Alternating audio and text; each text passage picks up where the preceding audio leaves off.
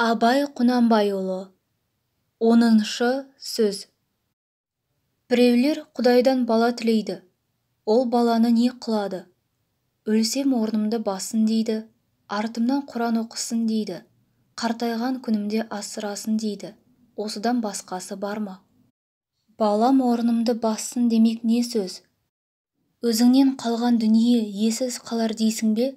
Қалған дүниенің қамын сен жемек пе едің? Өліп бара жатқанда өзгеден қызғанып айтқаның ба? Өзгеге қимайтұғын сенің не қылған артықша орның бар еді. Баланың жақсысы қызық, жаманы күйік. Не түрлі боларын біліп сұрадың. Дүниеде өзіңнің көрген қорлығың аз болды ма? Өзіңнің қылған иттігің аз болды ма? Енді бір бала туғызып, оны да ит қылуға, оған да қорлық көрсетуге мұнша неге құмар болдың? Артымнан балам Құран оқысын десең, тіршілікте өзіңнің жақсылық қылған кісің көп болса, кім Құран оқымайды? Жаманшылықты көп қылсаң, балаңның Құраны неге жеткізеді? Тіршілікте өзің қылмаған істі өлген соң, саған балаң кәсіп қылып бере ала ма? Ахирет үшін бала тілегенің, балам жасында өлсін дегенің. Егерде ер жетсін десең, өзі ер жетіп, ата-анасын тұзақтан құтқарарлық бала қазақтан туа ма екен?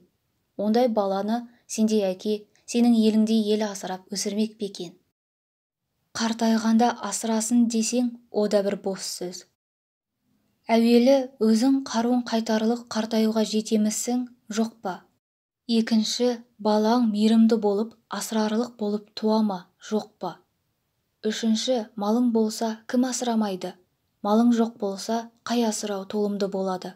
Баланың мал табарлық болары, мал шашарлық болары, ол да екі талай. Хош, Құдай тағала бала берді. Оны өзің жақсы асырай білесің бе? Білмейсің. Бұрынғы өз күнәңді өзің көтергеніңменен тұрмай, балаңның күнәсіне тағы да ортақ боласың. Әуелі балаңды өзің алдайсың. Әне, оны берем, міне, мұны берем деп, баста балаңды алдағаныңа бір мәз боласың. Соңыра балаң алдамшы болса, кімнен көрерсің?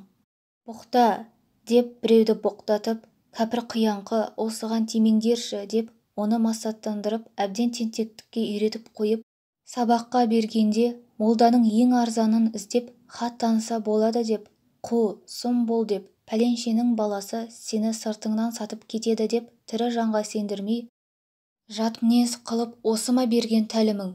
Осы баладан қайыр күтесің бе? Және мал тілейсіңдер. Неге керек қылайын деп тілейсіңдер? Әуелі Құдайдан тілеймісің? Тілейсің. Құдай берді. Бергенін алмайсың. Құдай тағала саған еңбек қылып, мал табарлық қуат берді.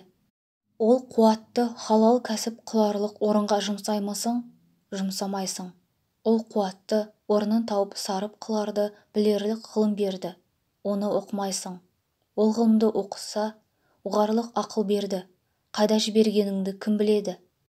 Ерінбей еңбек қылса, түңілмей іздесе, орнын тауып істесе, кім бай болмайды? Оның саған керегі жоқ. Сенікі біреуден қорқытып алсаң, біреуден жалынып алсаң, біреуден алдап алсаң болғаны, іздегенің сол. Бұл Құдайдан тілеген емес. Бұл абыройын, арын сатып, адам жаулағандық, тіленшілік. Хош, сөйтіп жүріп ақ мал таптың, байыдың. Сол малды сарып қылып ғылым табу керек. Өзіңе табылмаса, балаң тапсын. Ғылымсыз ахиретте жоқ, дүниеде жоқ. Ғылымсыз оқыған намаз, тұтқан роза, қылған қаж ешбір ғибадат орнына бармайды. Ешбір қазақ көрмедім, малды иттікпен тапса да, адамшылықпен жұмсаған. Бәрі де иттікпен табады, иттікпенен айрылады. Бейнет, күйігі, ызасы, сол үшеуінен басқа еш нәрсе бойында қалмайды.